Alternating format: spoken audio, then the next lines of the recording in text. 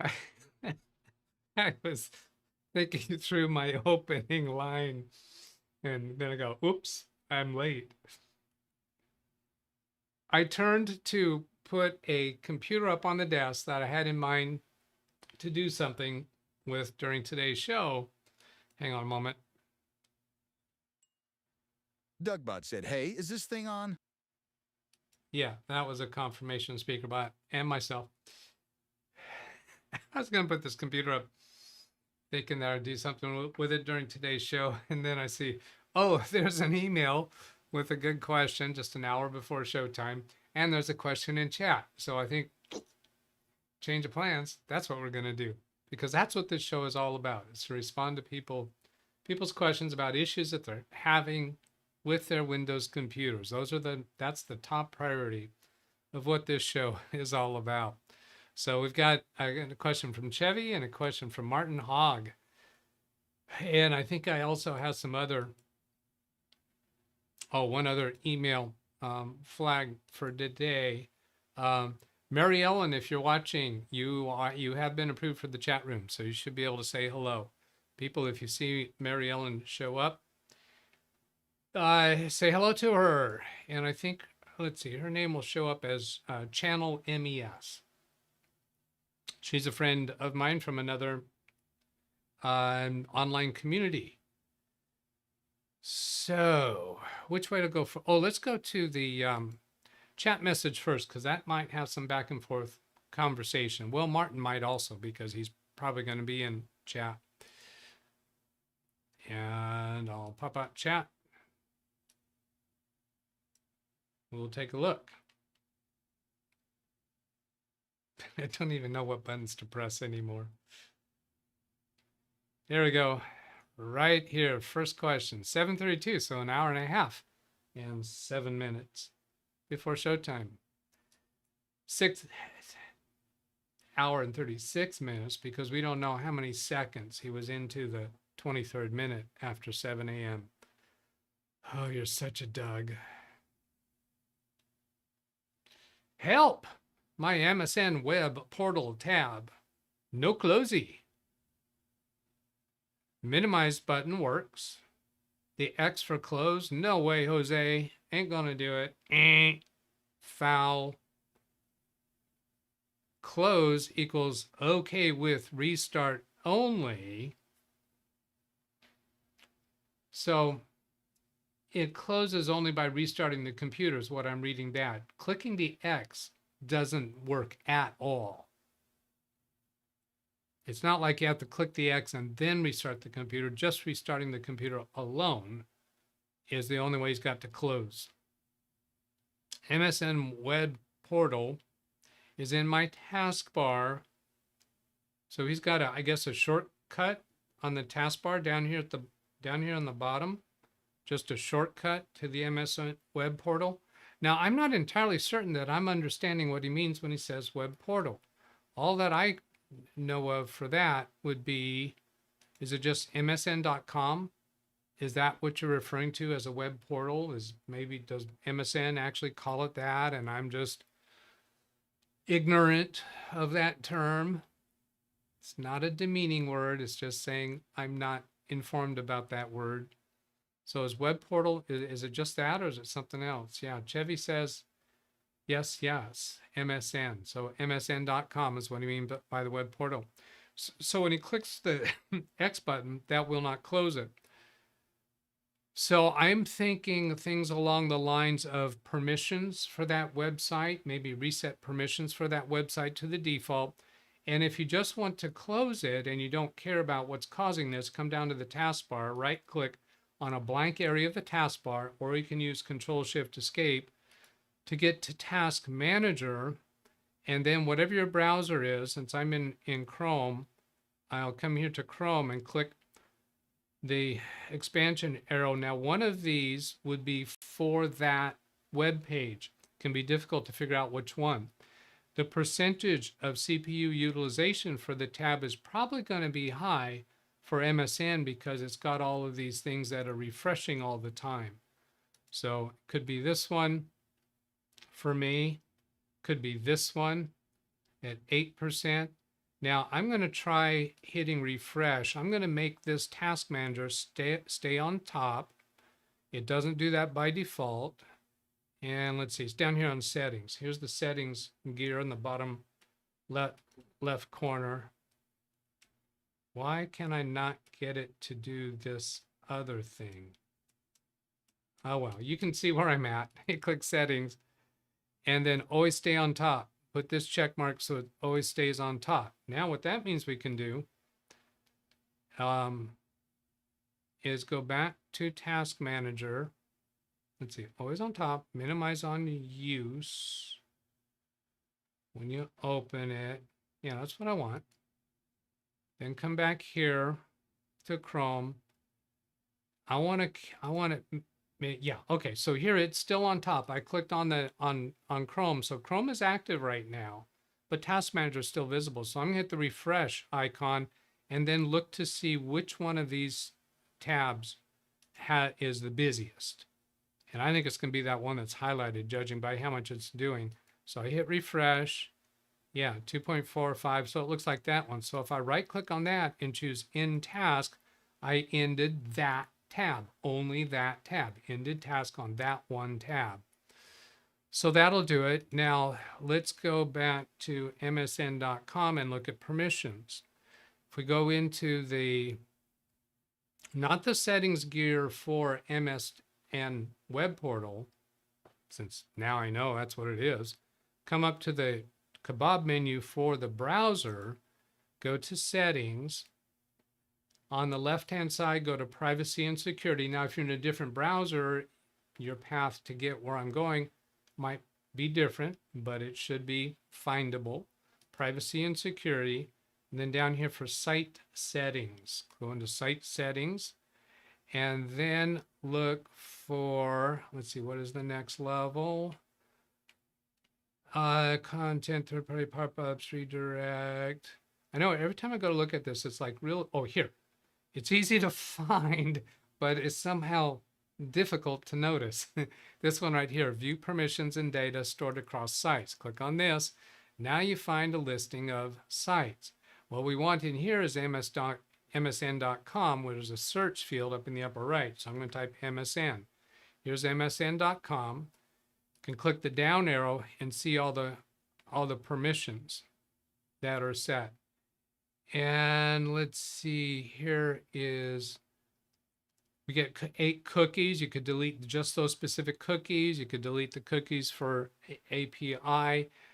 You could just delete displayed data for all of it to clear those. But let's look for permissions here. Let's see, these are partition. There's probably no permissions set for it. But if you simply, let's go back to this level and find MSN in here. Here's MSN. You could just delete everything related to MSN. And that's going to cause your browser, hang on. That's going to cause your browser to refresh everything it knows about MSN and remove any special permissions that have been configured. So, Chevy, are you trying these options as we speak? I'm going to go look and see what else you have in today's chat. Okay, no other feedback yet. So I'm going to turn towards Martin's question and get our conversation started on that. Get that conversation started.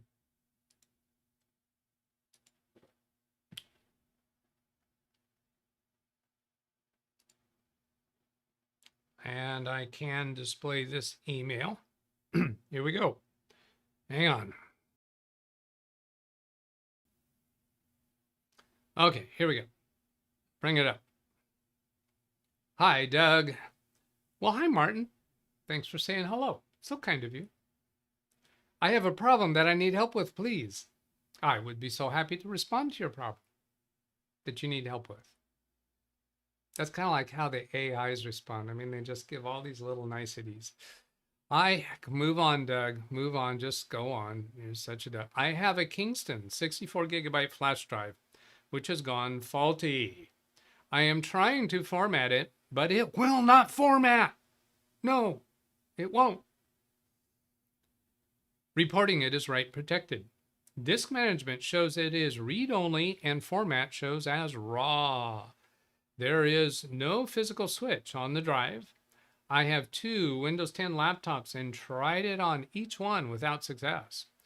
I have used diskpart to clear read only. Well, clear is a command to clear the partition. It's not clearing read only. That's an attribute. So I think you took off the read only attribute and you performed the clear command. And this reports as completed successfully. Yeah, the clear command is not really specific to read only, I don't think. But the drive remains raw and read only, write protected. Yeah, so I don't think that has accomplished clearing the read only, if that is actually an attribute that is set for the drive itself. Any suggestions are welcome.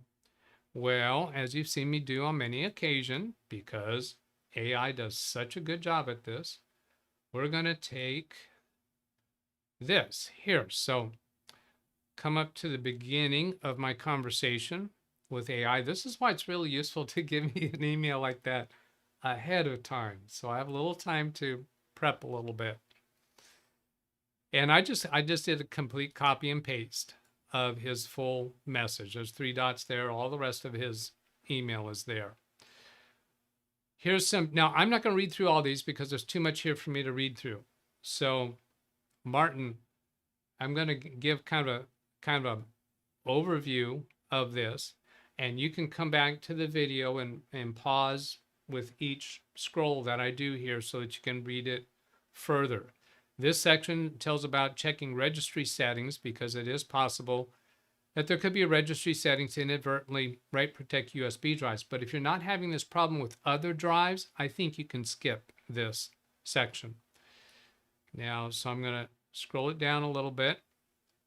And then here's using diskpart with more force. And this is using the clean command, which is what I think Martin has already used. So this gives the instructions for that. But now here's something that you didn't do, is actually use diskpart to create the primary partition on that drive and use diskpart to format it rather than trying to format it in Windows. See if you get different results there. And come down here further, manufacturer's tools. Kingston might have a specific utility. Yes, they do, and I'm going to show it later in this chat session. So I won't read through the rest of that right now. Third-party formatting tools. I wouldn't go down this road, but that's a possibility. Important considerations. Data recovery. Well, we already know he doesn't have important data on it because he's trying to format it. So this was kind of a bonehead, stupid thing for the AI to even suggest. Now it does say here, unfortunately, flash drives do have limited lifespan and can fail. If none of these software-based solutions work, it's possible that the drive has a physical problem, might be beyond repair. Now, hey, Doug, this flash drive might have a problem that's beyond normal repair. What do you think Doug is going to suggest as a possibility? Martin, if you strike out on all of these and are willing to collaborate with me, I would, and if this thing still resists the attempts, I'd like you to send that to me because I want to try SpinWrite with it. Or maybe you have SpinWrite yourself. I don't know. Because if it has to do with a single bit in a cell on that flash drive that is improperly set and the operating system is unable to comprehend this incorrect bit or multiple bits, that those particular bits are what control the read-only status, then maybe SpinWrite can bring this back to life.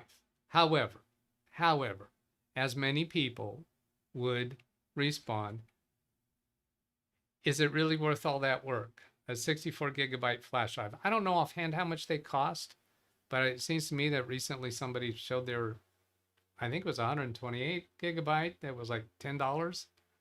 But from a technical curiosity, I would be very interested in pursuing that. But there's more here. There's more here in the AI. Hardware failure. Let's see. Okay, so then let's turn off the red dot. Then I ask, do any Kingston 64 gigabyte flash drives have any kind of physical switch for read only? Basically, the response here is, yeah, that's really pretty old and not likely anymore. So I'm going to accept that it doesn't have any kind of physical read only switch, like as Martin already stated. Now, we're not done yet.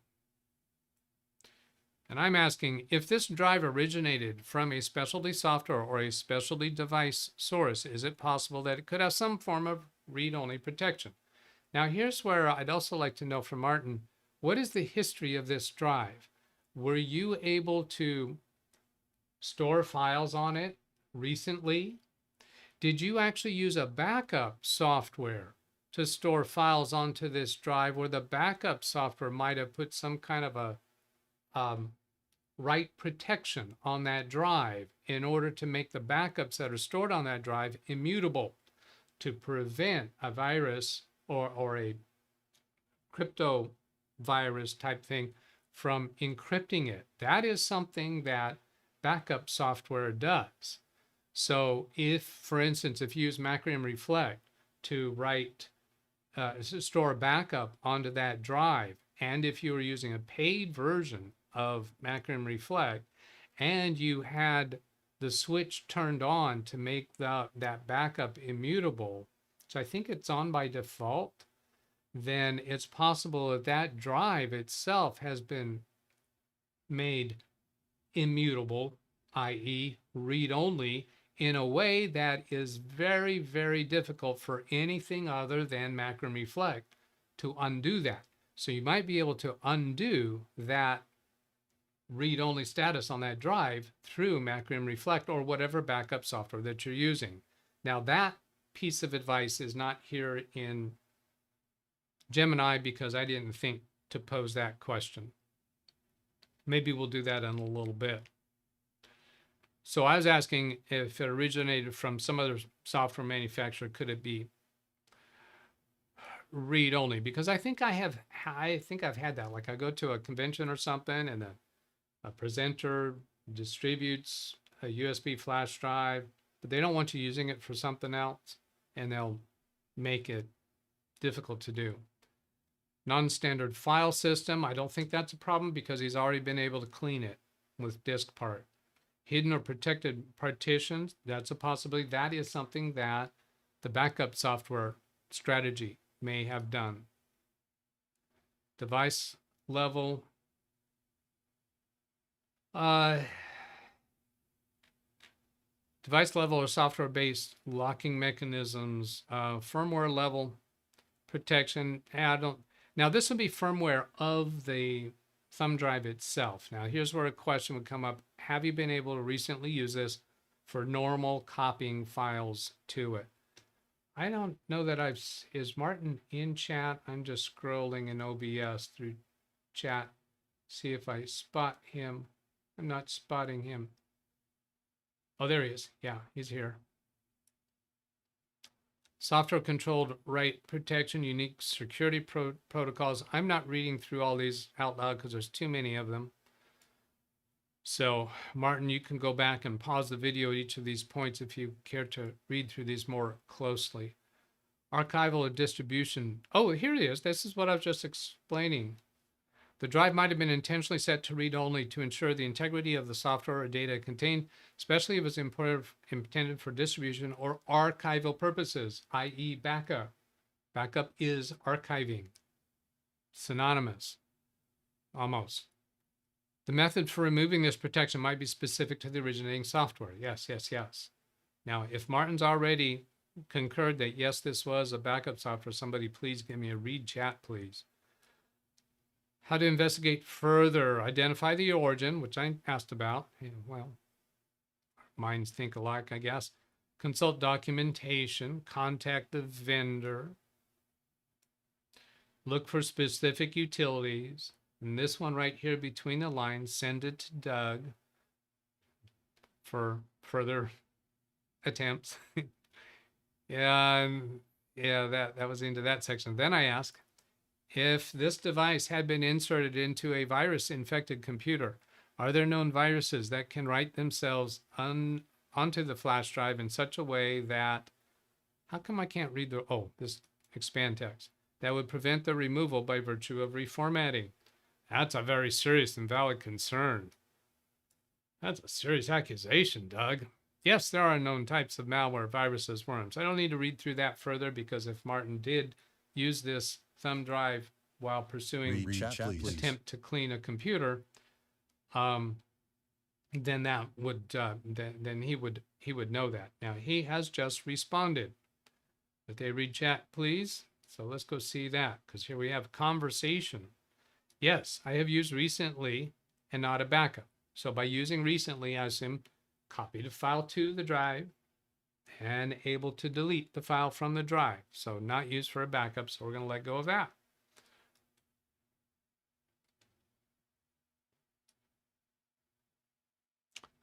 And then the part about having used it on a possibly infected computer, I'd like to hear a response from that in chat.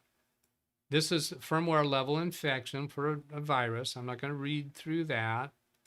Malware that resists standard formatting. What makes removal difficult in these cases? Almost said difficult. Let's see, I need to pause at each of these locations in case somebody wants to go back and read through it.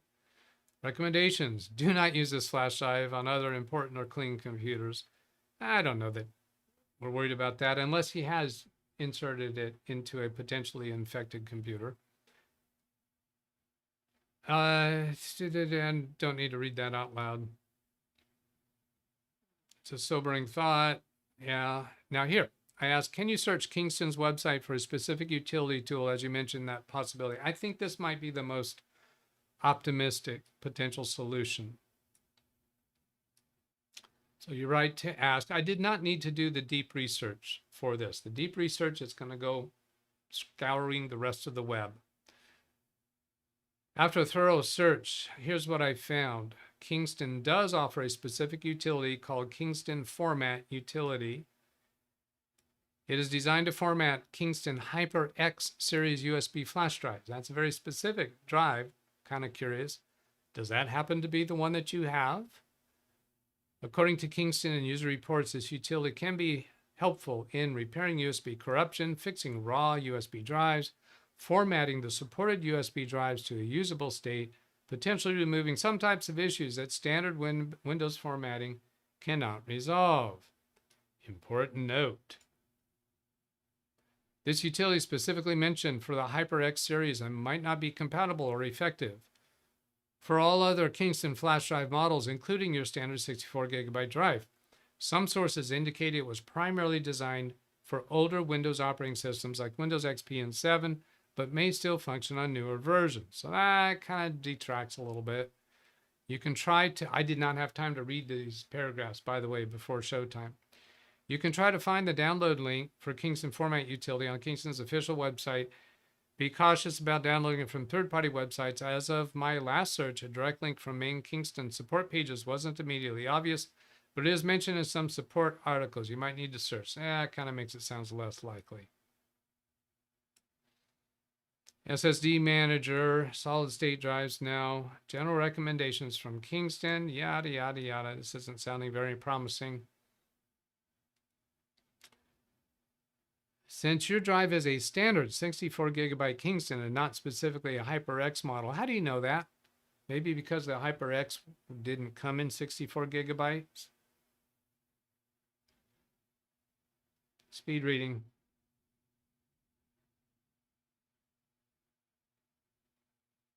Yeah, it might not be the silver bullet. In this situation, Now, so I'm going to go ahead and click the deep. Let's see. Look. Here we go. Look deeper for that Kingston utility. And then I'm going to click deep research. Whoops. Stop listening to me. Stop spying on me. Whoops. Now, I haven't figured out yet if I type in this prompt and then click deep research, will it limit the deep research to this prompt? I don't know. I'm kind of hoping it will. Selecting this tool will start a new chat. I do want it to ask me again because I want to be reminded about that. And then we should see it go off and running. Oh, here's the new chat. I guess we're in the deep research now, and I have to click this to actually submit it.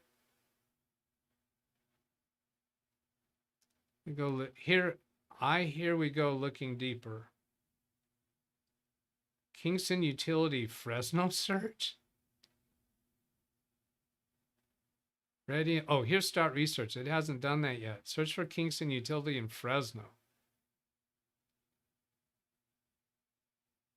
This is not right. That's not doing what I want it to do. I want it to do. How do I get back to that other stuff that it did? Oh, here. I want to get back. I wanted to search for that Kingston format utility.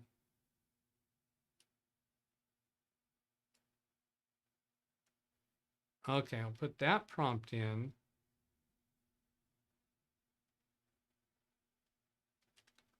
Find it. Deep research. New chat. And then click that. I don't know, maybe I did the wording of that prompt wrong or something. I put together a research plan, research websites, yada, yada, click more. So it's going to do all this stuff, analyze results, create a report, ready in a few minutes, start research. So now it's going to go off and running. We'll come back and look at that later.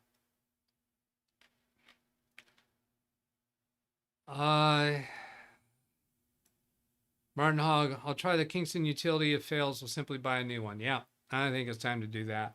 And if you want to send it to me, I'd love that. You can ask me for an address in email.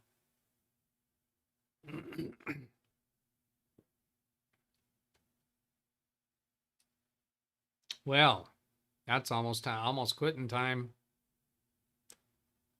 Chevy, let's see if Chevy has given us any follow-up.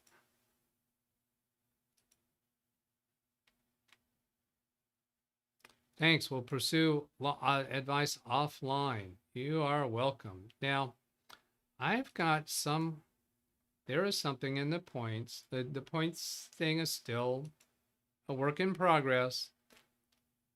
I know I've been missing assigning points.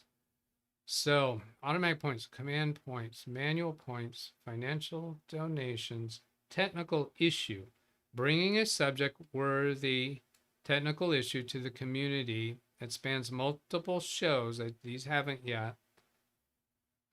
Technical issue short. See, that's 3,000 points.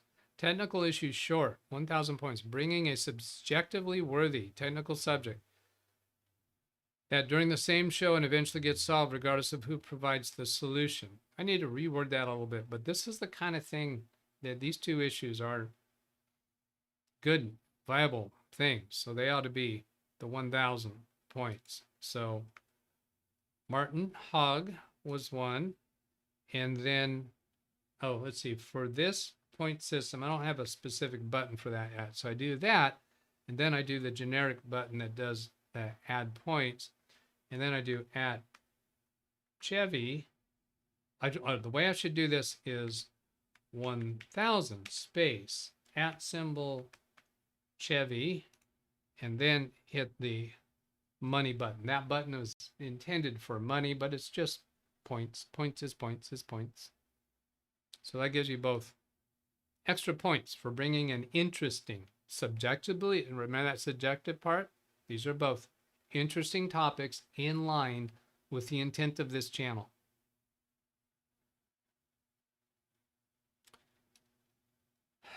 Monopoly money. Actually, it's not the points. No, points are not currency at all. Think of points in a football game. You cannot redeem the points for anything. Why do they try so hard to get a touchdown if those points can't be redeemed for valuable prizes at the gift shop? Oh, it's points. It's competition. Friendly, fun, hopefully fun competition. Now, there may be down the road, there may be things that you qualify for after achieving accumulated certain level of points, but in my mind, you will never spend points. Okay.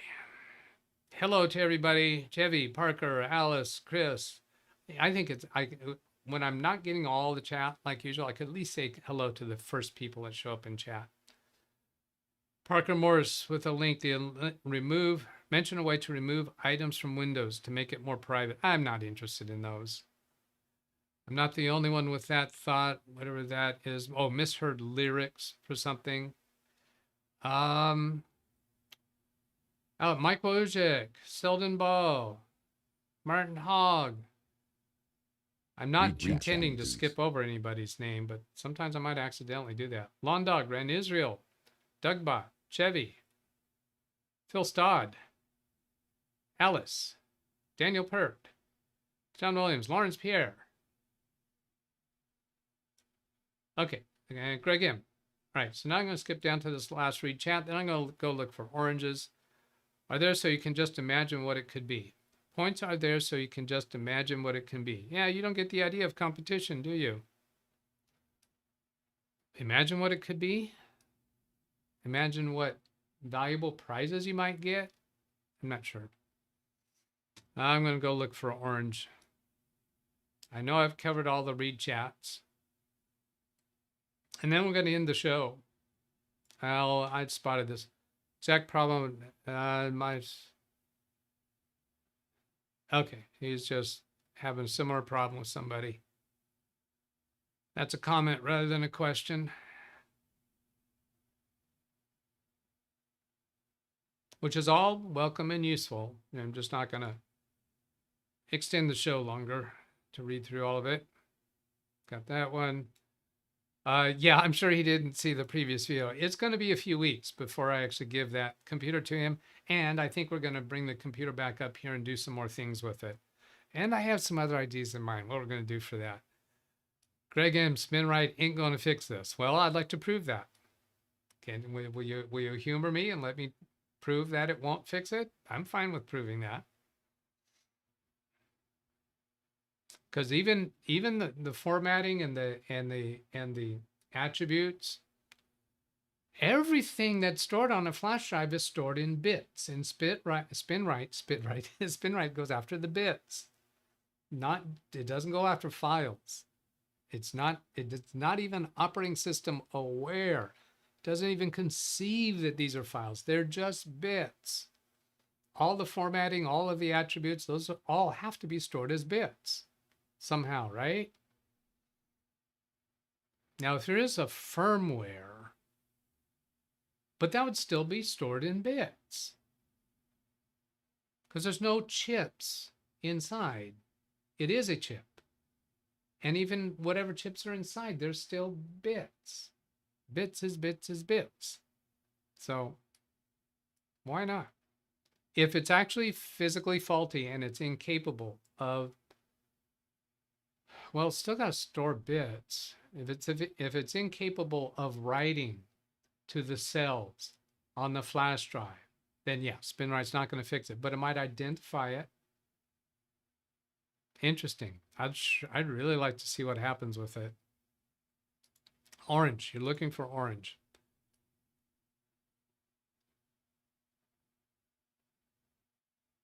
Aren't you just following squirrels, Doug? Aren't you just following squirrels, Jug? Oh boy. Oh boy. Yes, he did do the clean command. That was in his original write-up. Did you not listen to that?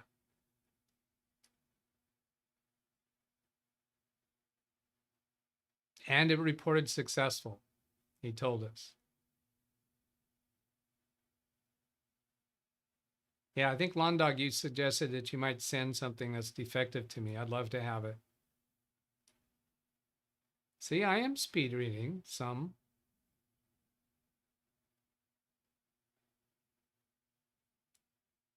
I shouldn't scroll like that. I should scroll section at a time. Here's a link specifically to Chevy's issue.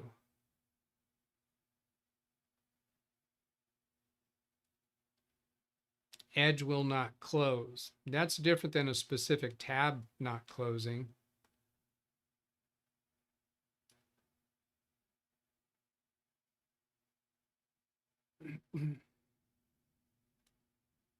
Oh, and this is, yeah, system file checker. Well, nah, I'm not feeling this. I'm not feeling this because it's only that one website that won't close. It's not a problem with the browser not closing. Other tabs close successfully. Marsman says, how do you do orange? The way you do orange is if you do @li, then you should see my channel name pop up. So if you do that and click on that and then put in your message, it'll show up orange for me. When somebody else puts in your name, let's see, where was that? Marsman. When I do @MAR Marsman and click on that, this should show up. Let's see. Should show up in orange only for you.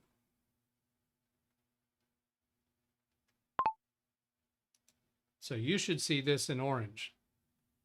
So orange only shows up for the recipient of that @ symbol. Chevy gets hearts to Wintermute. Yeah, I'm sorry. I don't think this is really for his situation.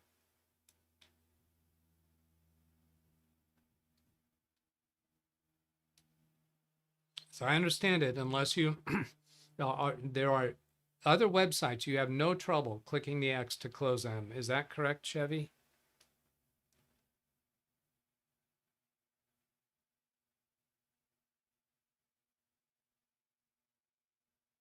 Yeah, that's all about not being able to close Edge. I'm inclined to think that's not going to do it. He says yes, he is able to close other websites. And he saw the orange. Got it. All right, let's get out of here. No redirect set today. Carrie has a members only show today, and there is no specific title for it. That's what it looks like right there. And here's the email address if you want to send a question. It's really good to send it by email if you have some detail or screenshots, things like that. Those are awesome. It's kind of covered in the haze there. Or you can put a comment on any video. If you give me longer time in advance before a show, it gives me a little time to prepare. However, I understand that some of you delay close to showtime thinking that you might solve the problem before showtime and you're still working on it. And that's totally legit. I get it. That's completely fine. If we get to showtime and I don't acknowledge that I have an email from you, ask in chat with the read chat, please. Did you get my email? Okay, because I have had times where somebody had an email a couple hours before showtime and I didn't get to it. I didn't even know it was there. Have a great day, everybody. Catch you later. Goodbye.